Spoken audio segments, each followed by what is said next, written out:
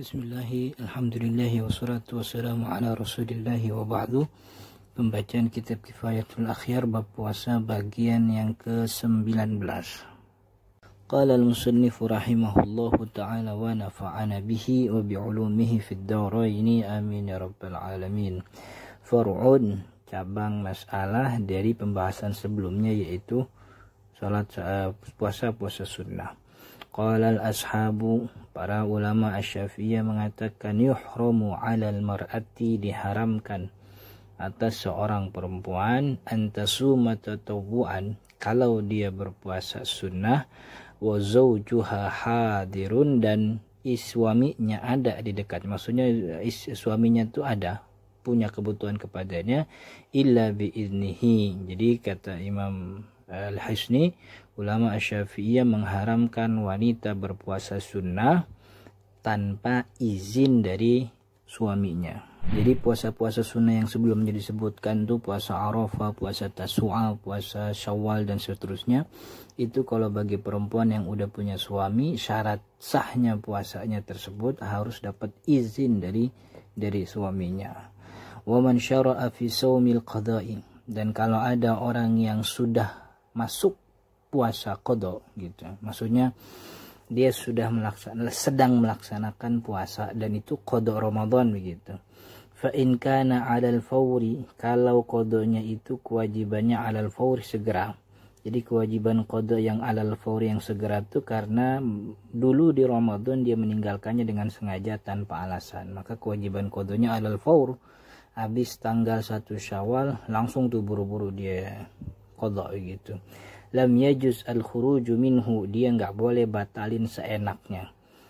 Jadi ketika Ramadan dia meninggalkan secara sengaja tanpa ada alasan, maka ketika Syawal datang itu kewajibannya alal fawr, segera, nunda jadi dosa lagi. Nah, ketika dia sudah mengerjakan qada itu, sedang mengerjakan, dia nggak boleh lam yajuzil khuruj, nggak boleh asal ninggalin, nggak boleh asal batalin puasa qada tersebut. Mentang-mentang bukan di Ramadan dia asal batalin, nggak boleh.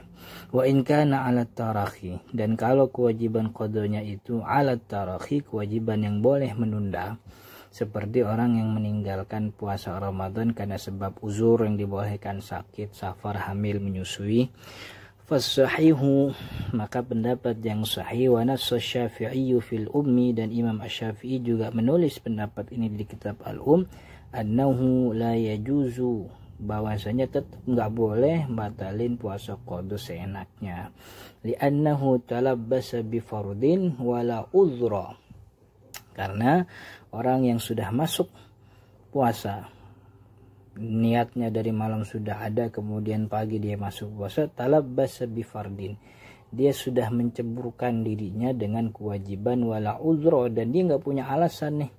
Jadi kalau sudah masuk ke dalam kewajiban, dia nggak punya alasan, dan dia tidak boleh meninggalkan kecuali ada alasan, dan dia nggak punya alasan untuk itu.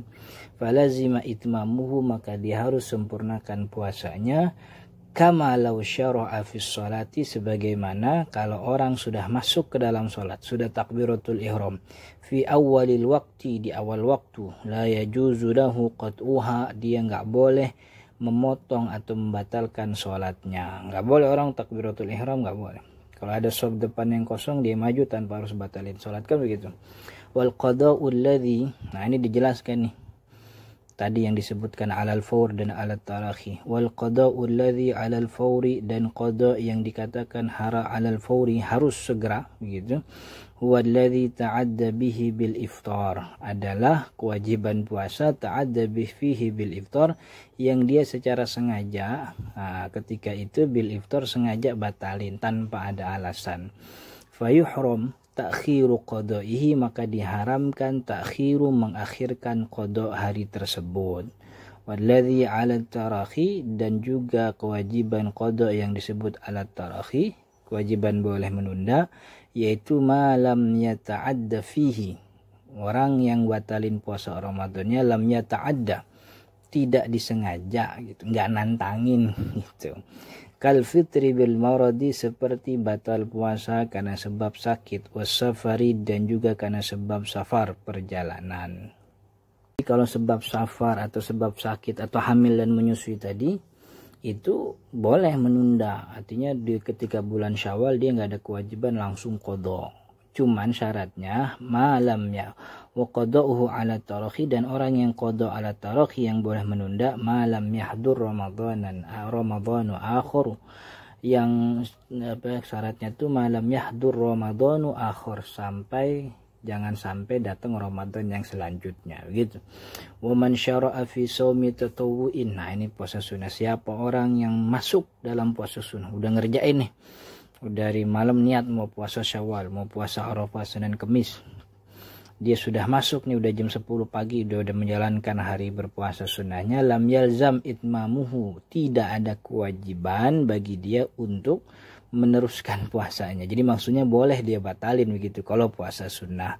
Kalau puasa sunnah boleh dia batalin, lam yalzamhu itmamuhu, tidak ada kewajiban keharusan untuk dia menyempurnakan. Wa yustahabbu lahul itmam, cuman bagusnya ya disempurnain. Namanya juga puasa sunnah, maka menyempurnakannya juga hukumnya sunnah yustahab.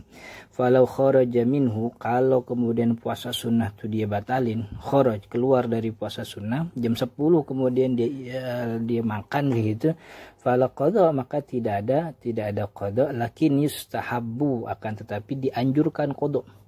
Senin kemarin udah puasa jam 12 malah makan, besok Selasanya di qada sunnah, qada puasa Senin yang kemarin.